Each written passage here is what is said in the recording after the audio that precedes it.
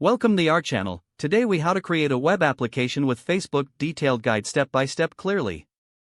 First, begin by accessing the Facebook for Developers website. You will need to log in using your Facebook account. Once logged in, navigate to the My Apps section. Click on the Create App button to start the process.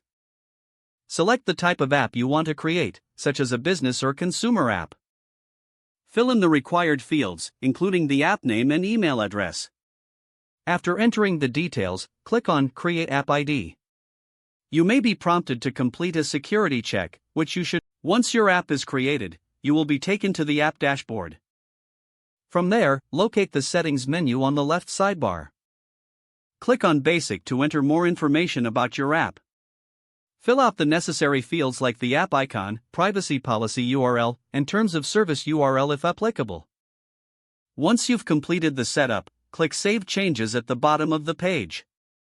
Next, navigate to the Add a Product section on the left sidebar. Select Facebook Login from the options provided. Click on Setup to configure Facebook Login for your application. In the Facebook Login settings, provide the valid OAuth redirect URIs. These URIs are essential for redirecting users back to your application after authentication. Now, head back to the dashboard and click on the Products tab. You will need to configure the settings for any additional features you plan to use, such as the Graph API.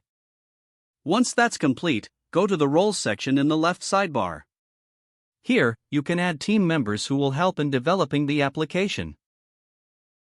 Now it's time to set up the development environment for your web application. Choose a programming language and framework you are comfortable with, like JavaScript and React. Set up your development environment according to the framework's guidelines. After your environment is ready, you can begin coding your application.